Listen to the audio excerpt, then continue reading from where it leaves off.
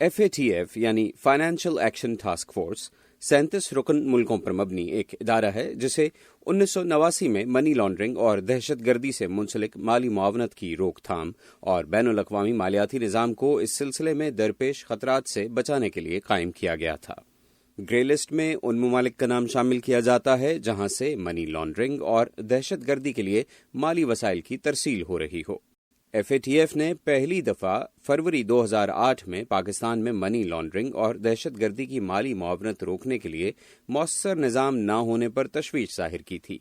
2012 में पाकिस्तान का नाम पहली बार फाइनेंशियल एक्शन टास्क फोर्स की ग्रे लिस्ट में डाला गया था, जिसे पाकिस्तान की तरफ से दहशतगर्दी की माली मुआवनत और मनी लॉन्ड्रिंग के खिलाफ मौसर इक़दामात करने पर फरवरी 2015 में हटा दिया गया। लेकिन जून 2018 में एक बार फिर पाकिस्तान का नाम ग्रे लिस्ट में डाल दिया गया और पाकिस्तान को 27 नुकाती एक्शन प्लान पर अमल दरामद को यकीनी बनाने के लिए वक्त दिया गया और कहा गया कि बसूरत दीगर उसे ब्लैक लिस्ट में शामिल कर दिया जाएगा। पाकिस्तानी वजारत खारजा ने 21 फरवरी को एक बार फिर जमात-उद-दावा और फलाह इंसानियत फाउंडेशन पर पाबंदी लगाई, जिन्हें अमेरिका और अक़वाम मुत्तहिदा, लश्कर तैयबा और उसके सरबराह हाफिज मोहम्मद सईद से ताल्लुक की बुनियाद पर दहशतगर्द तंजीमें करार देते हैं। 22 फरवरी को FATF ने कहा कि मनी लॉन्ड्रिंग और दहशतगर्दी की माली मुआवनत रोकने के लिए पाकिस्तान की कोशिशों में महदूद पैमाने की बेहतरी आई है,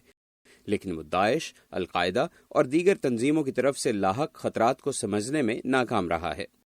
FATF ने अब पाकिस्तान पर जोर दिया है कि वो 27 नुकाती एक्शन प्लान खुसूसन उसके उन नुकात पर अमल दरामद करे जिनके लिए मई 2019 की डेडलाइन मुकर्रर की गई थी। इसी सिलसिले में पाकिस्तान ने अक़वाम मुत्तहिदा की सलामती कौंसिल के कलअदम तंजीमों के असासे मुंजमद और जब्त करने के कानून 2019 का इत्तलाक कर दिया है। पाकिस्तान की वफाकी हुकूमत ने अक़वाम मुत्तहिदा की सलामती कौंसिल की तरफ से कलअदम करार दी जाने वाली तंजीमें और उनके तमाम असासे हुकूमती तहवील में लेकर इन तंजीमों के रहनुमाओं को हिरासत में लेना शुरू कर दिया है।